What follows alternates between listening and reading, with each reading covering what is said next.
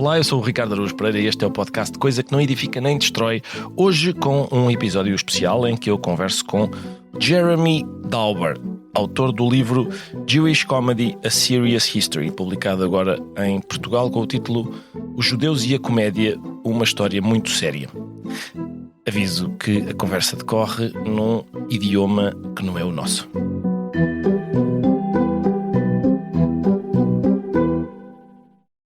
Daqui em diante, we'll switch to English and honoring our guest. Thank you all. I'd like to start thanking you all for coming, to thank Ricardo Araújo Pereira and Jeremy Dauber in particular. I also want to thank Utopia, this excellent literary festival, for creating the necessary conditions for us to have Professor Jeremy Dauber with us to present his book, Jewish Comedy, A Serious History, em português, Os Judeus e a Comédia, uma história muito séria. It's an honor for me as publisher of Livros de Gosta to be able to publish Jeremy Dauber's magnificent book in Portugal. This is a very serious history, as it is said, indeed, in which we learn and also laugh a lot. Jeremy Dauber is a scholar.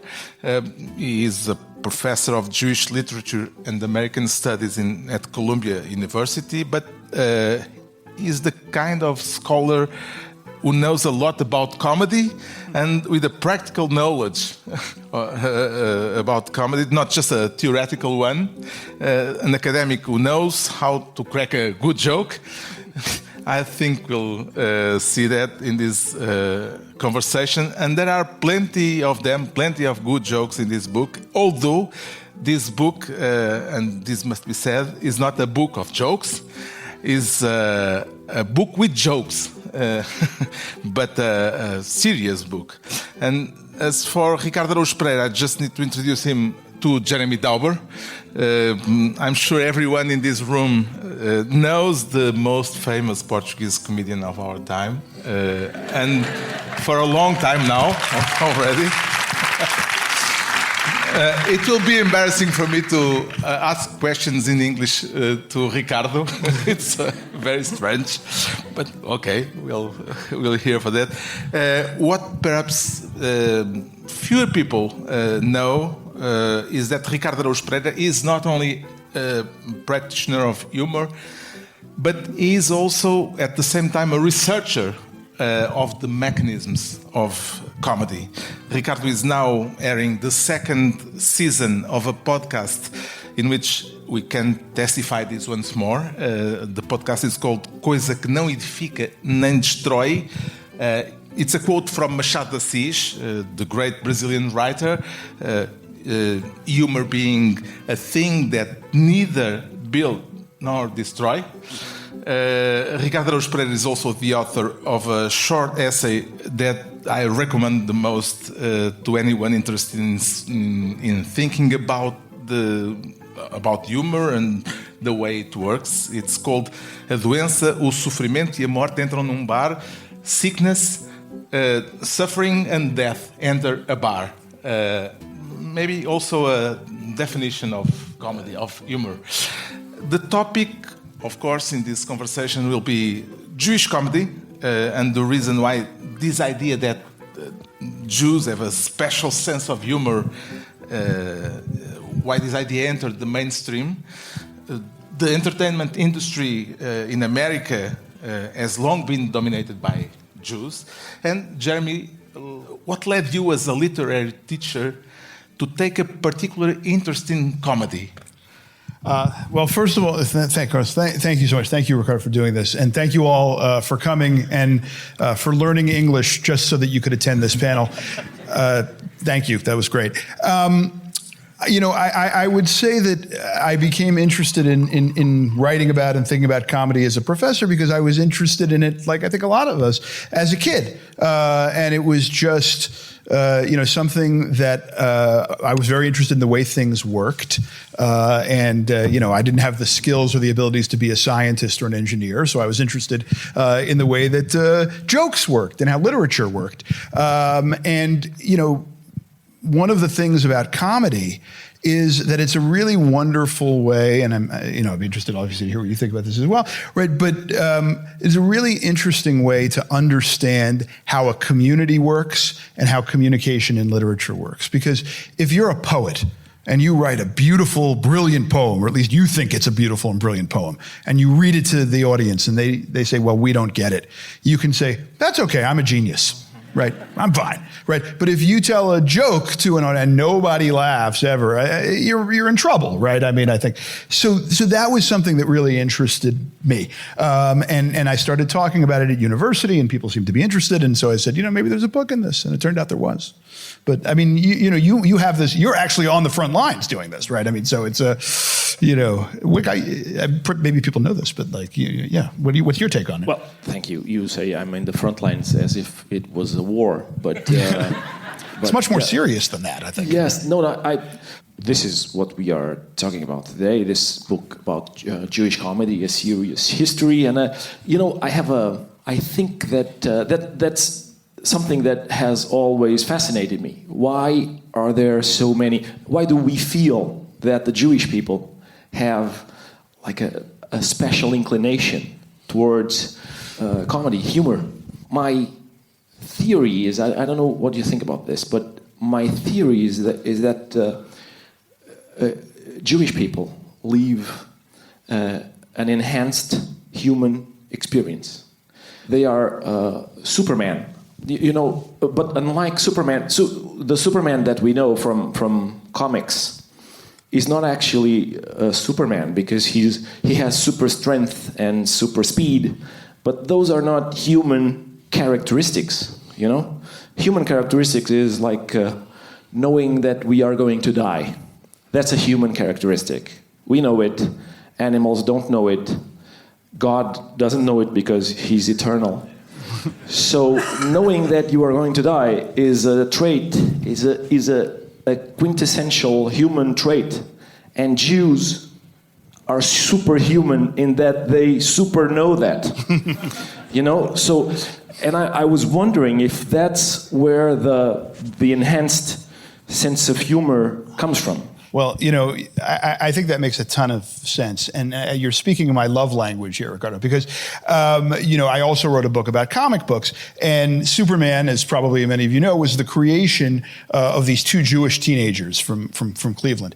And one of the things that is another of Superman's superpower is that, as you say, he's fundamentally not superhuman, but is trying very hard to be human, right? He really wants to. That's the brilliance of the concept, is he could be a god, but he really wants to be just like everybody else, right? And so why ever would he want to be Clark Kent of all people, right? When you could be Superman, because he wants that. And I think you're right to say that in some ways that is a very Jewish experience. Maybe that, there are all these books in America. Is Superman Jewish? Is he not Jewish? Right? But this, I think you've given the best answer I've ever heard, right? In some ways, because what Jews really wanted in a lot of the diaspora in a lot of the world out there is to be part of the countries that they're in. And to say, I really need, maybe I feel like I'm not, maybe I feel like I only partially am, and I want to learn how to do that. I want to learn how to communicate. And like we were saying before, comedy is this great method of communication. If you can talk to people and say things that make them laugh, well, that means you probably understand them a little bit, and it means you're halfway home to welcoming and acceptance. And so I think it's a really very powerful way, like you're saying, of showing the Jewish experience through comedy. Jews are called the people of the book, and the Bible has a special chapter in your book, the questions of the Bible, and your book says that this spirit of humor comes from the Bible. I'd like to ask Ricardo, because Ricardo, I know you have a very strong interest in the Bible. you are a very careful reader of the Bible, of what in the Christian tradition is called the Old Testament. To what extent do you relate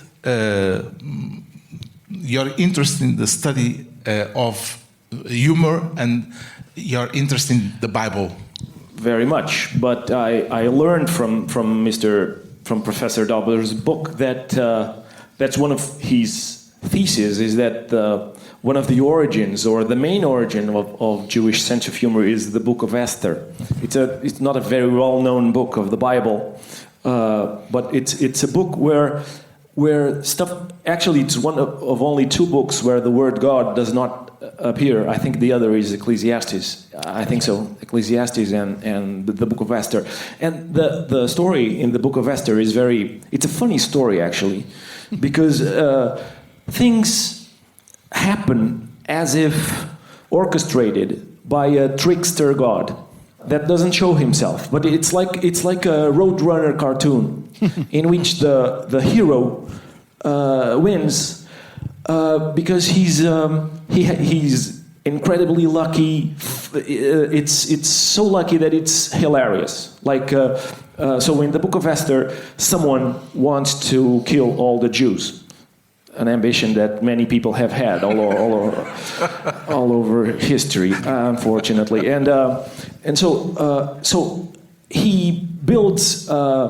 What do you call that? A gallows where you hang people. To hang one particular Jew, he hates them. He hates more.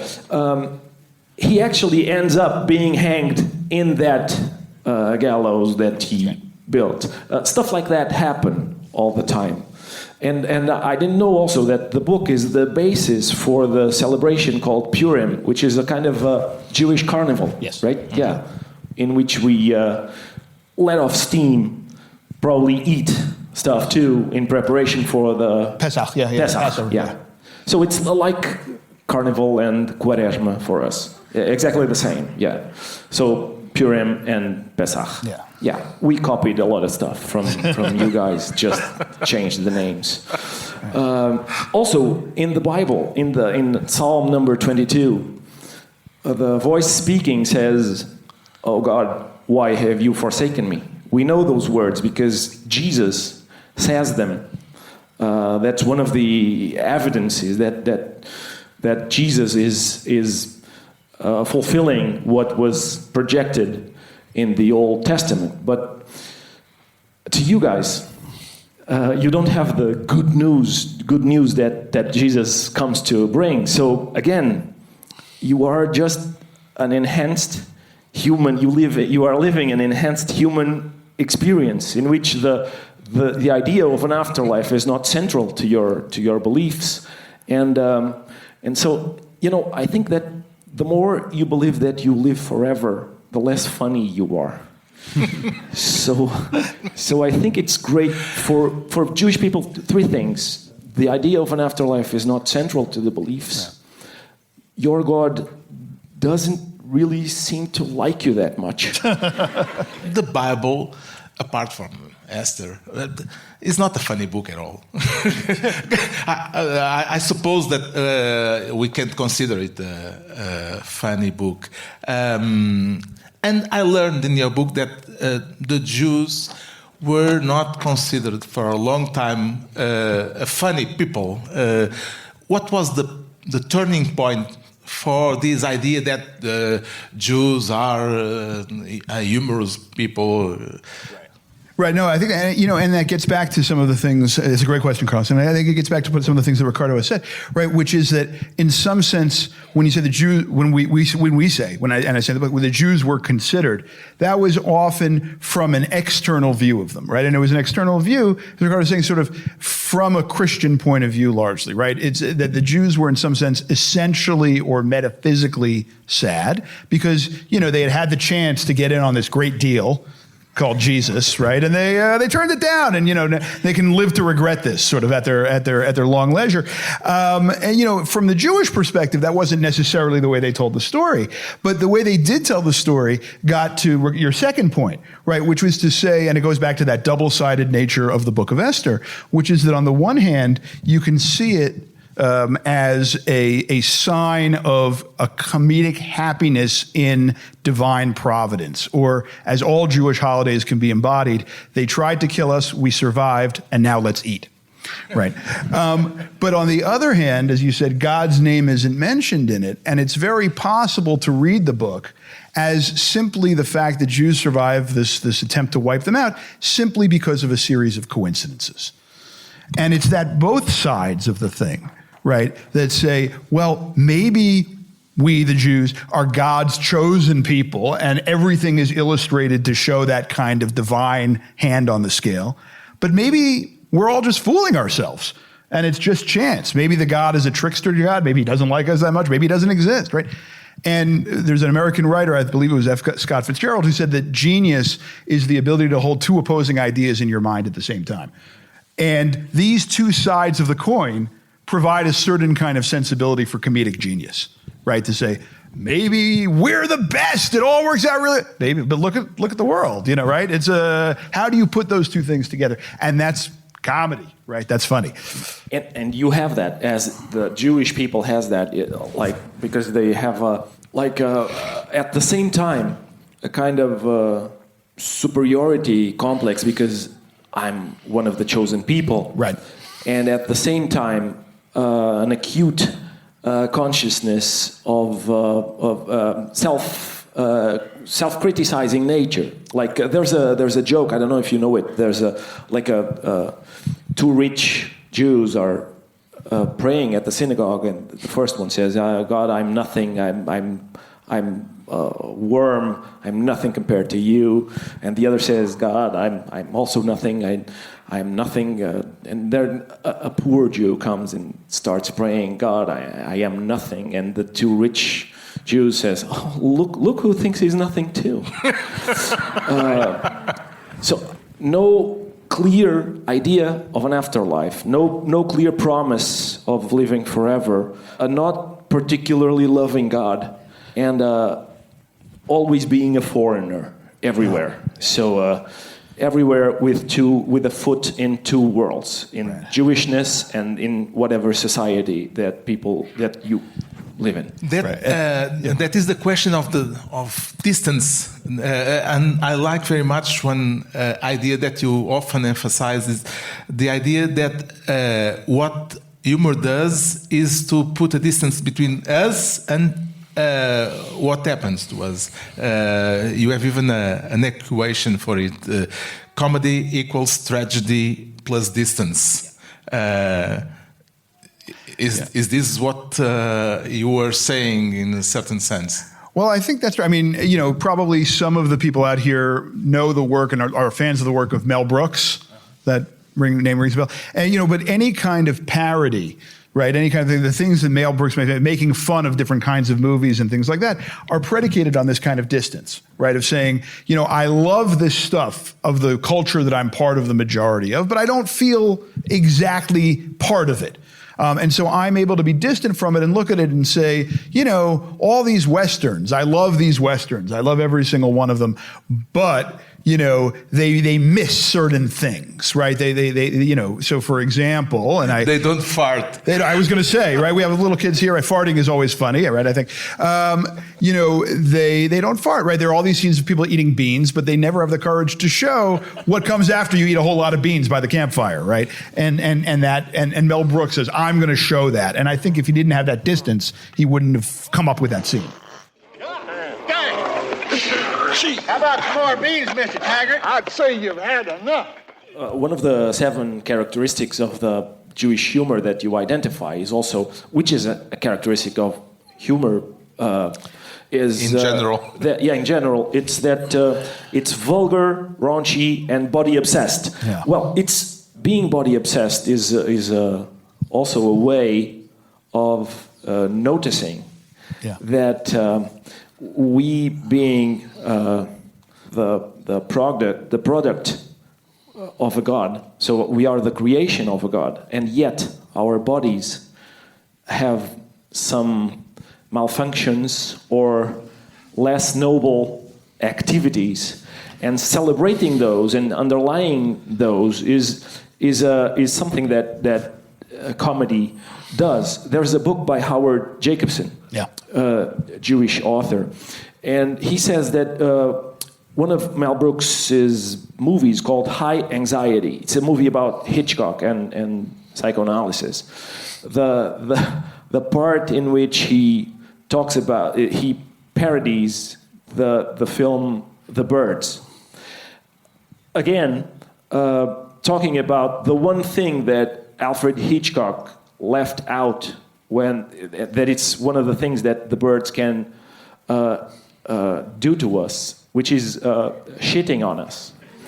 And Howard Jacobson says that when they were shooting the movie, there was a very sophisticated machine with a mixture of mayonnaise and cabbage to do some greenish gunk,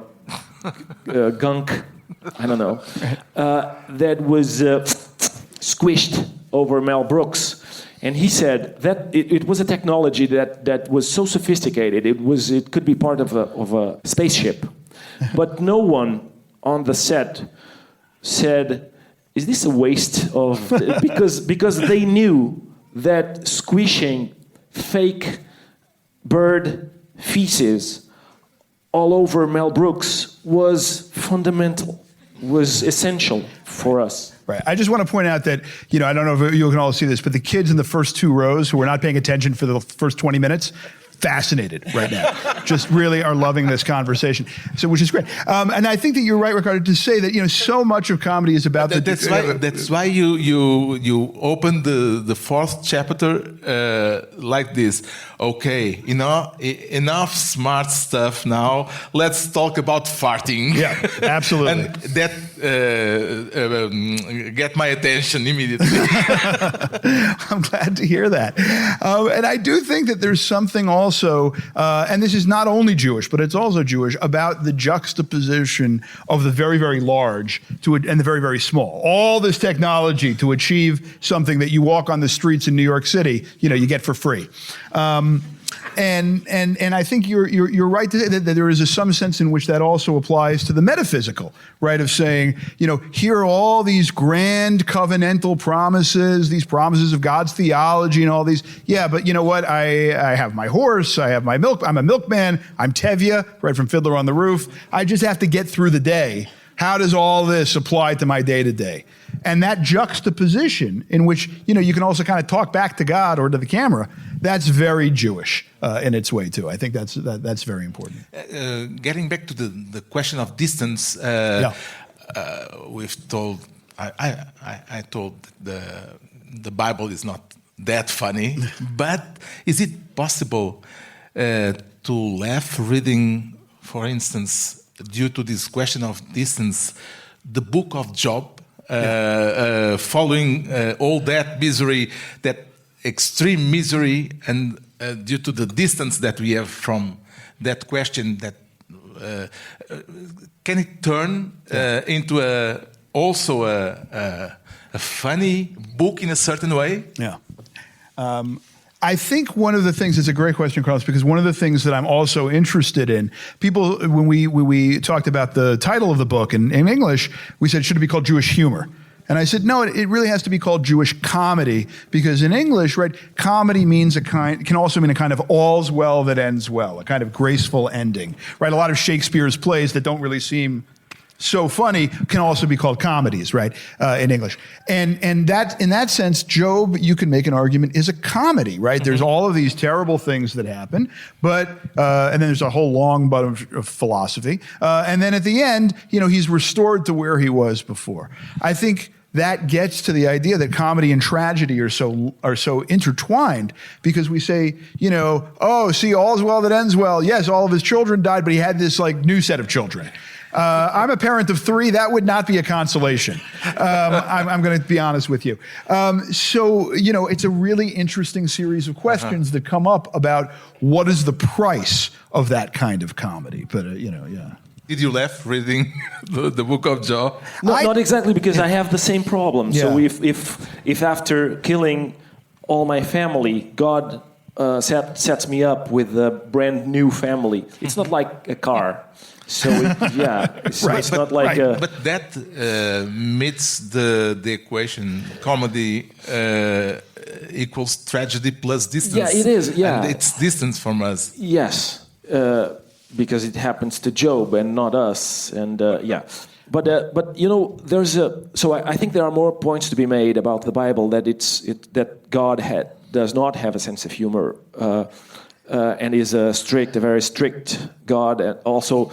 In both books, so Saint John Chrysostomus, I don't know, Jean Chrysostom, famously noticed that Jesus cries 2 times when Lazarus dies and when he sees Jerusalem, but laughs never.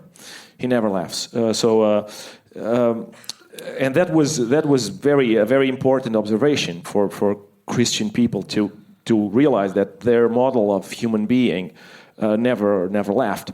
Also, but sometimes I think it's possible to see that there are some things that are funny in the Bible, especially if you I don't know if you Professor Dauber, if you know, there's an American very wonderful comedy writer called Simon Rich. Oh yeah. Yeah, he when Abraham, so God tells Abraham that he should sacrifice his son Isaac.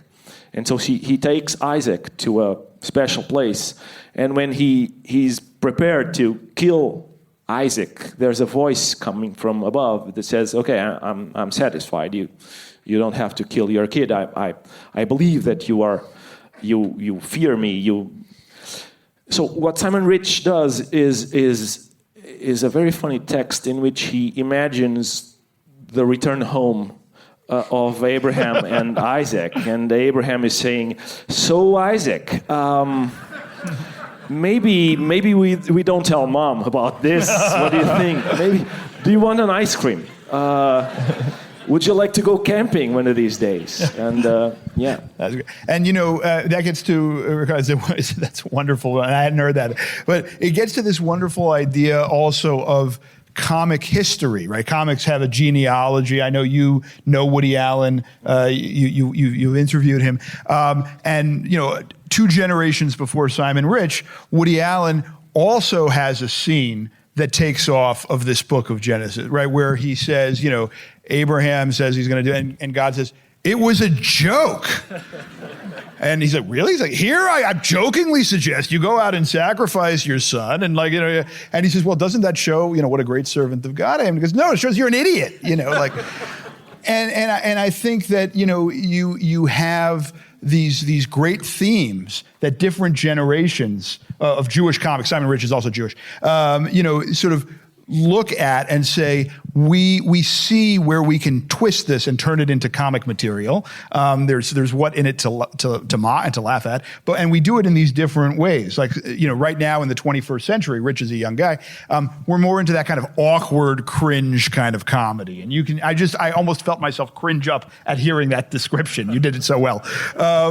And Woody Allen is more of like, I'm just going to show you how Abraham can be kind of almost a Woody Allen character, like a neurotic Jewish guy getting yelled at by somebody, right? So it's really interesting how that develops. Yeah, I love that. Thank you for bringing that up. That's great. You identify 7 strands of the Jewish comedy, but I noticed that, for instance, number 3, Jewish comedy is bookish, witty, intellectual. Number 4, Jewish comedy is vulgar, raunchy. So everything is Jewish comedy. That's what you're saying. Well, I think that's right in the sense that, one of the questions that you're asking that I often get asked is, what is it about Jewish comedy that makes it Jewish, right? Because aren't all of these things in other comedy? And I answer that usually, if you'll permit me, by telling a quick joke. I'm a little diffident telling it in front of one of the country's greatest comedians, but I'm going to do it anyway. And so it's this joke, and it's a joke about a guy telling a joke. And the guy says, "Oh, I have a great joke for you," okay? And it's this joke. 2 rabbis walk into a bar. And the guy says, stop you right there. Let me just stop you with this. Why is it always about two rabbis? It's always about two rabbis. Oh, you're making it Jewish, right? Why couldn't it be about two plumbers? Why couldn't it be about two, right? And he says, okay, fine. I'll change the joke if you're happy. These two plumbers walk into the bar. And the first plumber says to the second plumber, I am writing my sermon for synagogue this Saturday. Right.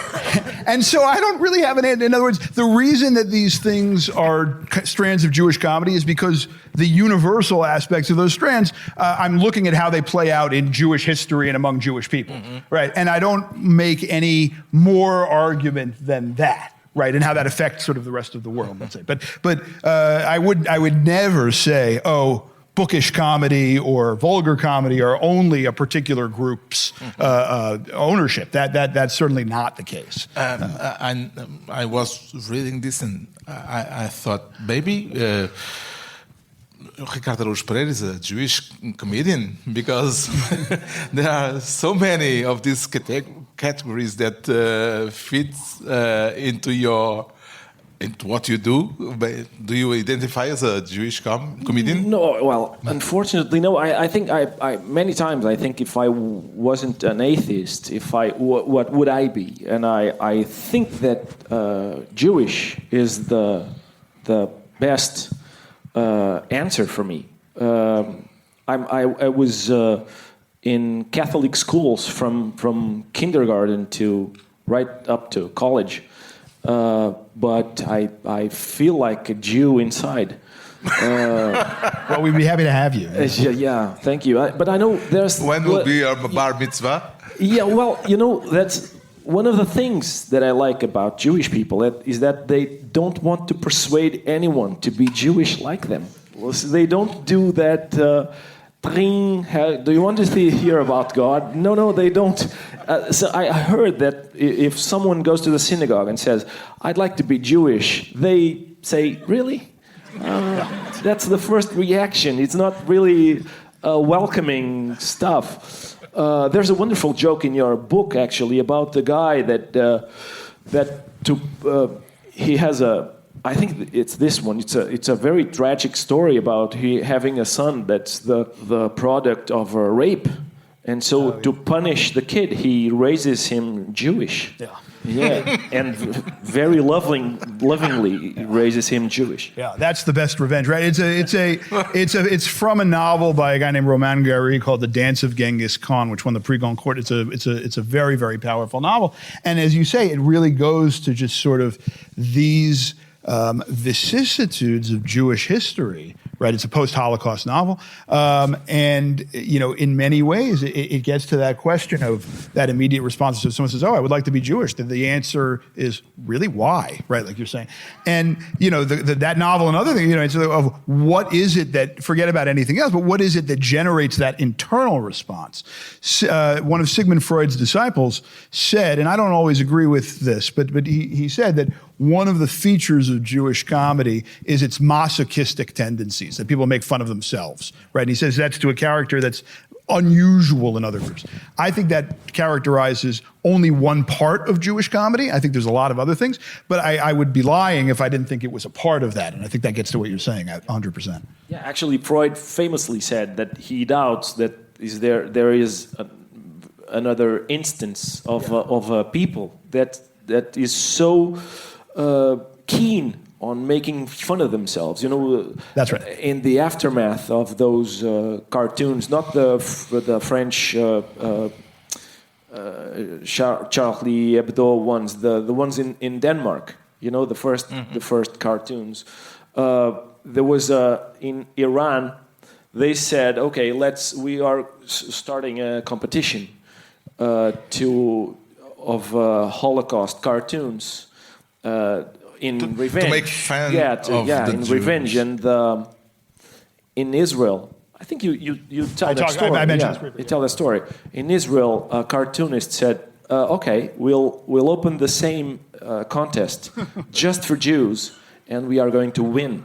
We are going to make the best." Nobody can make fun of us better than we can make fun of ourselves. Right. Yeah. That's a thing. That's that self-deprecating humor, which to me is a really healthy defense mechanism, but it can sometimes be viewed as, in the case of the Jews, there's a moment right by the end of Portnoy's complaint by Philip Roth, in which he's making fun of himself, and he has a Jewish girlfriend by that time, and she says, and he says, "What? Why are you upset? This is self-deprecating humor." And she says, "No, that's self-hatred." And so there's that's a troubling subject, right? Yeah, I think and as you say, it's a very complicated dynamic, and I think you're right to say this. I mean, both Woody Allen and Larry David at different points have had the same response to this charge, right? Which is, when people say, "Well, you're a self-hating Jew," and they say, "That's ridiculous. I hate myself, but it has nothing to do with being Jewish." I want to know what a Jew is whistling Wagner Do you for want to know? when he was one of the great anti-Semites of the world. You know what you are? What am I? You're a self-loathing Jew. Am I? Oh, Well, yes, let me tell you yes, something. yes, yes. Jewish. I do hate myself, Yeah. but it has nothing to do with being Jewish, okay? No, it doesn't have anything to do with And that's sort of true, but it's also sort of not true, right? I mean, that there's this, and right now, certainly in America, and I suspect in Portugal, you have the same conceptual categories. There's this distinction that's very popular out there between laughing at and laughing with, right? So, there's a lot of this self-deprecating humor, which, as you say, Ricardo, I think quite rightly, is a defense mechanism, right? But if someone, who is not part of the group is laughing a little too hard and says, "Yes, that's right, that people say, "Oh, hold on a minute, wait a minute," and that becomes sort of that complicated thing of where the laughing with might turn into, not always, but into a laughing at when it's that kind of humor. And that becomes something that everybody has to kind of figure out. We all sort of are working through it, which is why I'm glad, as I say, I'm not on, to use that military metaphor again, I'm not on the front lines of figuring these things out, because people like Woody Allen, Larry David, they get asked about these kind of questions of, is this, and Philip Roth very famously did all through his career, is this comedy that you're doing, is Portnoy's complaint or a novel, is it good for the Jews, right? And it's not clear that that's a category that's a meaningful or should be a meaningful category, but it's certainly one that's been put out there. Just, I'm sorry, Carlos, I didn't answer your question, I think, a while ago. Also, I also had the sense that we could, looking at your 7 trends of Jewish comedy, we could erase the word Jewish, and we would find them in comedy in general. But I understand that what you are doing is, okay, Jewish comedy has these 7 traits very present. But there are, for instance, stories, Jewish stories that I found in, for instance, there's a story like a Jewish judge, I think, is trying to settle an argument, and someone says, "Well, I think this is the way to do," and he says, "Yeah, you're right," and then another guy says, "Yeah, I don't agree because something," and he says, "Yeah, you're right," and his wife comes and says, "They can't both be right because they said the opposite thing," and he says, "Yeah, you're right." And there's that story. We can find that story in Nasreddin Hoxha, that mythic Middle Eastern trickster figure. Mm-hmm. Also, that joke about the Jewish mom. She offers two neckties to her son. He puts on one of them, and she said, "What was the matter with the other one?" My grandmother was from this part of the country, so I'm tempted to think that Jewish mothers and northern Portugal grandmothers are more or less the same, because my breakfast was always like a cup of milk and a toast. If I started with the toast, my grandmother would say, "Don't you like the milk?" And if I started with the milk, she'd say, what's wrong with the toast? I think that's right. And, one of the things, I had mentioned very briefly before, sort of Tevye and Fiddler on the Roof.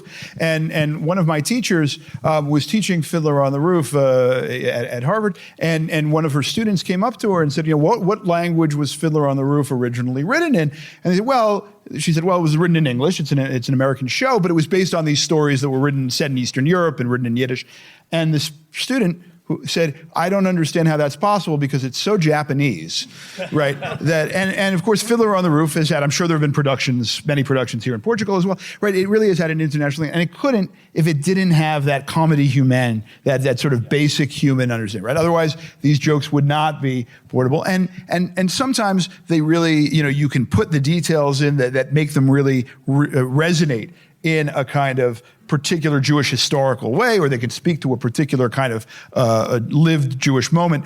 But ultimately, the reason that they can travel and the reason that so much Jewish comedy does and has traveled is because they are a particular glimpse into a universal sensibility. Yeah. Another thing that fascinates me is that the inclination that is found on that other joke that there's a kid playing by the sea, and a wave comes and takes him, and the Jewish mother starts praying, "Please God, bring back my boy."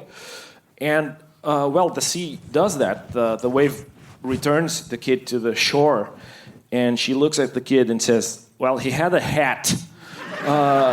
So that kind of, that kind of, so God not being particularly loving, but you yourselves are not great fans of God's work. If the world had a TripAdvisor, I think that Jewish people would say, well, maybe 2.5 stars. I love that idea, by the way, the Jewish TripAdvisor to the world, yeah. No, I think that's right. And what's interesting about that also, and we had talked about Abraham before, Abraham and I, right, is this sense also of a kind of lived proximity with God. That on the one hand, you complain and you kvetch and you do all of these, right? But on the other hand, he's also the sort of supreme being in which you can say, look, we were promised the hat, right? And that, again, is that double-sided coin, right? Not being necessarily giving you everything you want, but at least you get to complain at him. Right? And I think that really is a very interesting dynamic that leads to a kind of familiarity with Jewish religion and theology. I've just been visiting here for a couple of days. I've seen some of these magnificent churches, and they give a sense of awe and grandeur and beauty, and they are magnificent. Most Jewish synagogues don't have that kind of architecture, even the bigger ones. And in some sense, that reflects a kind of closeness, right? You can go to pray anywhere, right? And sometimes those prayers aren't answered, right? A lot of times those prayers aren't answered, but, you can yell about it. We'll have a couple of minutes to some questions or some... Hi, hello. Do you think Jewish humor is different than Catholic people's humor or Muslim humor because of that proximity with your God? So you don't have afraid in the afterlife of being punished because you're not a good person, so you have more freedom to joke. And I'd like to say also that Portnoy's Complaints is one of the most funniest book I ever read. And I advise all mothers of boys, I have 3 of my own, to read it because it's really a good lesson for us. Thank you. Thank you. I'd like to ask you about the limits of the humor or the comedy. I've already heard Ricardo about that sometimes. Is there a limit in Jewish comedy, Jewish humor? Is it the Holocaust, the limit? I saw that for instance, Mel Brooks, he jokes about the Second War and about Hitler, but not about the Holocaust. But he jokes about the Inquisition, and we all remember that song about Inquisition, and he jokes with the Jews in the Inquisition's situations. Maybe within 3 or 4 centuries, there are jokes about the Holocaust. For instance, David Grossman as well, he sometimes in a horse walks into a bar, he jokes about the Holocaust memory.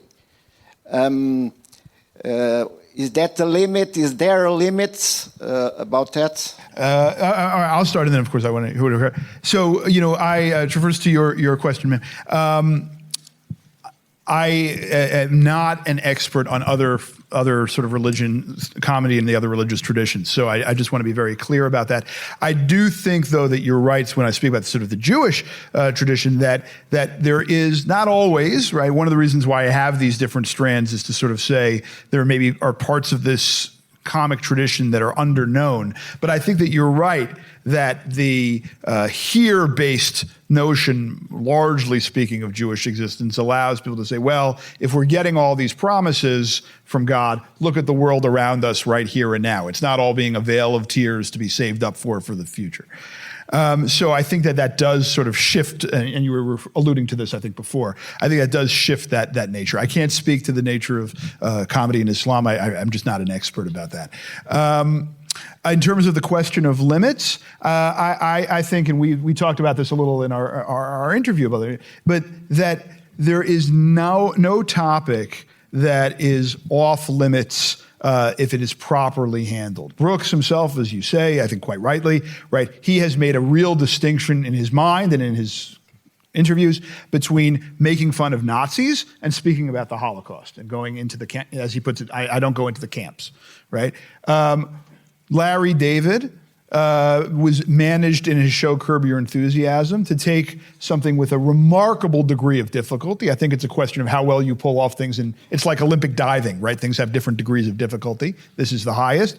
And he makes a tremendously sophisticated, although also quite silly, Holocaust joke in which, for those of you who have not seen the episode, he is having a Passover Seder, if I recall correctly, and he invites two different survivors to his meal, but it turns out that one of them is the survivor of the concentration camps, and the other was a contestant on the television game show Survivor.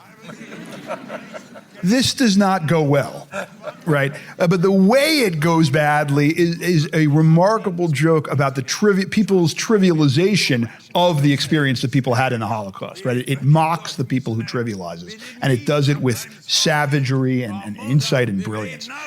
I went from home. I mean, I couldn't even work out when I was over there. They certainly didn't have a gym. What? I mean, I wore my sneakers out, and then the next thing you know, I've got a pair of flip-flops. Flip-flops? We slip on the ground, on the dirt. Okay, 118 degrees during the day, 98 at night with 98% humidity. 45 degrees below zero. Did you guys have a bathroom? A bathroom? We didn't have one. We had 12 people at a time would go and shit. Well, I'm sure you had toilet paper. We had newspaper. We had mosquitoes. We certainly didn't have mosquitoes. You see this glass eye? Huh? Well, have you even seen the show? Did you ever see our show? It was called the Holocaust. Look, all I know is I was damn close to that $1 million, all right?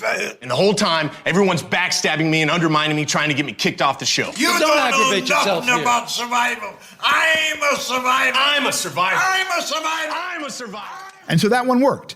David has told other Holocaust jokes in his careers that don't work that well. Right, so I think a lot of it depends, and I really admire, and I said this, the people who really are. I get to be just the scholar and say, well, I don't think that. Right, you guys are living it, so your question is really, it's really to you for these questions. Oh well, no, because you know my answer, right? You are sick of hearing it. There's a documentary. I don't know what it's called now, but it's all Jewish comedians.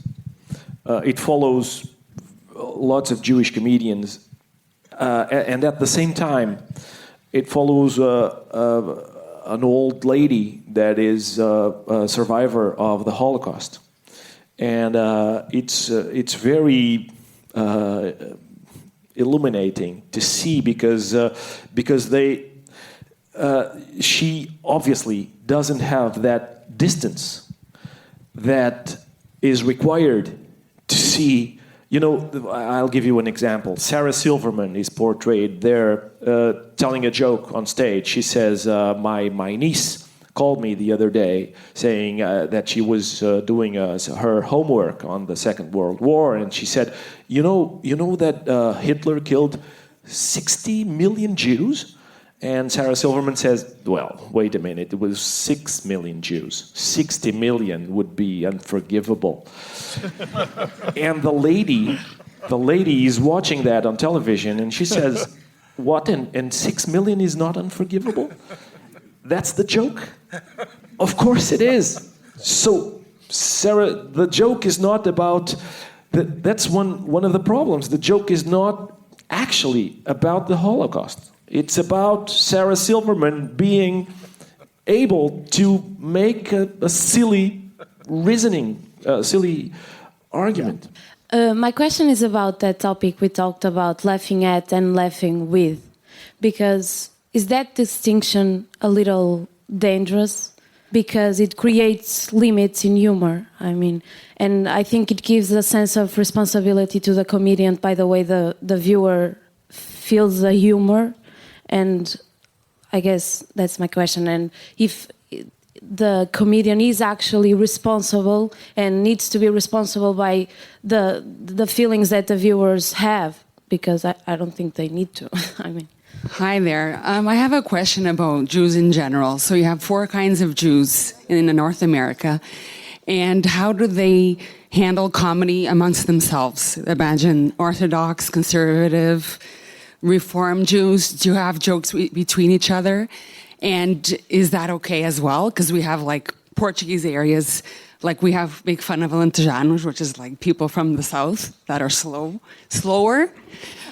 So what kind of jokes do you have between Jews? And is that like comedy as well? Or how does that go? How do you handle that? I'll start with that, and then I'll go back to the other. Right now, I'll answer it with a joke. This is an American Jewish joke, right? And it's a joke where this is probably a joke from the 1960s and the 1970s. And this guy, who is a Jewish guy, he's done well in business. He's bought a new Cadillac convertible, and he goes to a number of rabbis. He decides, I want to thank God. I want to make a blessing on this new car. And he says, he goes to these rabbis and he says, what is the appropriate blessing to make on a Cadillac car, right? And the first person, the Orthodox rabbi that he goes to, says, what is a Cadillac, right? And the conservative rabbi says, what is appropriate? And the Reform rabbi says, what is a blessing? And these are all, as we can imagine, obvious and outrageous misrepresentations of all of these different movements, right? But it goes to show that when we use that taxonomy, that division, which you're doing, which was a very meaningful one, especially in the second half of the 20th century in America, you really get to an idea of saying what Jewishness is a religion, and it's divided into these different religious groups, and there are certain characterizations that we can use. And like so many successful jokes, and this also combines the laughing at and laughing with, right? It gets to playing on stereotypes, right? And so what you end up having, is this kind of narrowing, right? And also it's a kind of laughing at that's internal rather than external, right? It's sort of saying, okay, well, anyone who's part of one of these groups can tell this joke, pointedly at one of the other groups and put special emphasis on that one, right? I would say what's interesting now is that joke would have, in America now in the 21st century, would have a lot less purchase than it did back then, because increasingly, as we have many Jews who are much less practicing or affiliated with a synagogue or any of these kind of ways, these categories become less meaningful. So it's not that the joke doesn't work because it's offensive, let's say, to one group or another, right? It works fine, right? But it's actually less meaningful to the lived experience of many of the Jews that you would tell the joke to. And as a result, it wouldn't be a problem about laughing at, it would just be there would be no possibility of laughing with, because you would not have a shared community of humor. So that becomes, and we were talking right before we went on stage about Aristophanes, not a Jew. But Aristophanes, the great Greek comedian, right, who really invented sort of the comic lyric, and so many of the details of his work, those things that really make jokes live, right? They of course don't apply anymore because they're from ancient Greek in-jokes. So what we have to do is we have to find those things that are commonalities between us. So I think that becomes interesting. Hi, your question up there. Yeah, as I understood it, I think you're right, because sometimes when people say, well, it's decent to laugh with someone, and it's not decent to laugh at someone. And I think what you're saying, and I agree, is that sometimes people say that to impose some kinds of limits that I feel are not acceptable. Also, when you start thinking about it, so laughing at someone, well, it's not that bad, I think. Also, laughing with someone can be the obscene option. You know, with some politicians, for instance, I think laughing at them is the right answer, and laughing with them would be obscene. Also, sometimes the same person that says, well, I prefer to laugh with someone than laughing at someone, 30 seconds later, they are saying, well, it's so important to laugh at yourself. So which is it? Which one is it? So I think we should kick the prepositions out and just yeah. That's fantastic. Okay, we'll wrap up. What's your favorite fast joke? My favorite fast joke. Well, it's apropos of the two ties one that you told that I love. This is a very, very fast joke, right? It's but it does feel in some ways archetypally Jewish. There are these two old Jewish women. They're having soup in a restaurant in Midtown New York. They're talking. They're sending finally the waiter comes over to them and says, "Is anything all right?" Muito obrigado a todos. Thank you all very much. Thank you. Dauber, Ricardo Araújo Pereira.